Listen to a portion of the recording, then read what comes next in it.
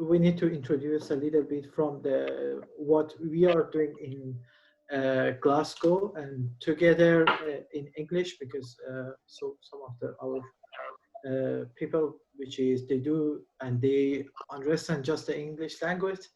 So which is called Glasgow Friends of Israel, and there are a number of Friends of Israel groups in the United Kingdom. We are a very special group because our membership is made up of Jewish people and non-Jewish people. Most of the other groups tend to be made up of Jewish people, but we have been able to attract a large number of non-Jews to work with us, and they are people like we are, and we call ourselves people who have a heart for Israel, because we all care about the country, and we all care about its future, and we all want the country to be safe, knowing that it's been in danger for the last 70 years. So we organize a number of events, and the main event that we have is a weekly street stall in the middle of Glasgow, in the busiest shopping street. And we meet there on a Shabbat. Every Shabbat, we, instead of going to shul, synagogue, we go to our own special synagogue, which is in the middle of Glasgow, where we put up a stall, and we have a table with lots of leaflets and information about Israel and the Middle East and what is happening, and the history and culture.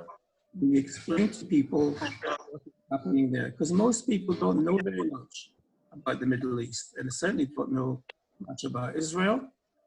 So we have a large map of the Middle East and North Africa, and we point out to people where Israel is, because most people don't even know where the country is. And they think that Israel is some huge superpower, and they're always very surprised when we show them how small the place is, and where it is surrounded by a large number of Arab countries that want to destroy it.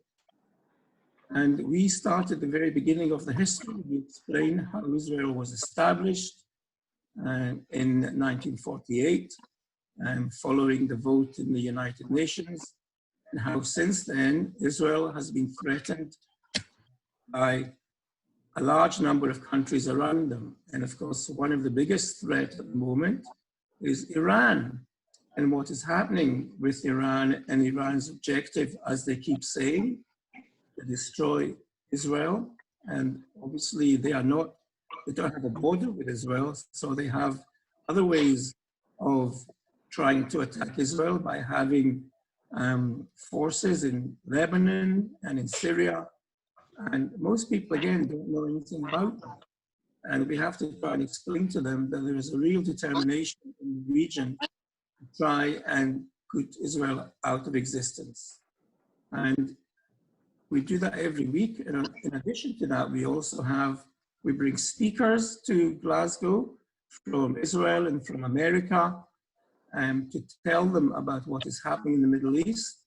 And once a year, we also have a large conference where we have a whole day where we establish a program for people from 10 o'clock in the morning to about 5 in the afternoon.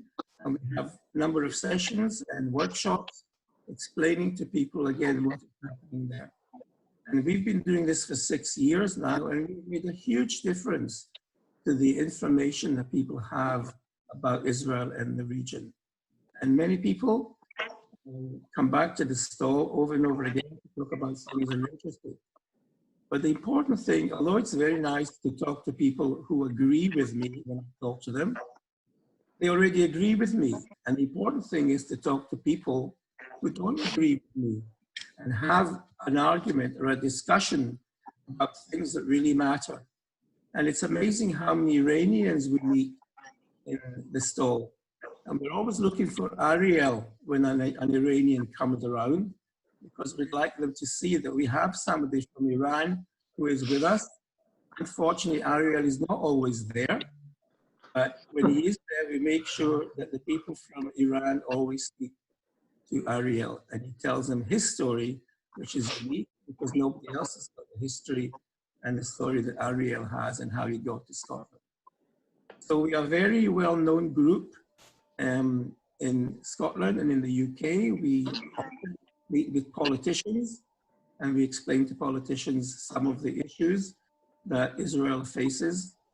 And I believe we do a really good job of hasbara for a small group, the kind of group that we are, and we have huge influence and huge number of people who come and see us and meet us and want to hear.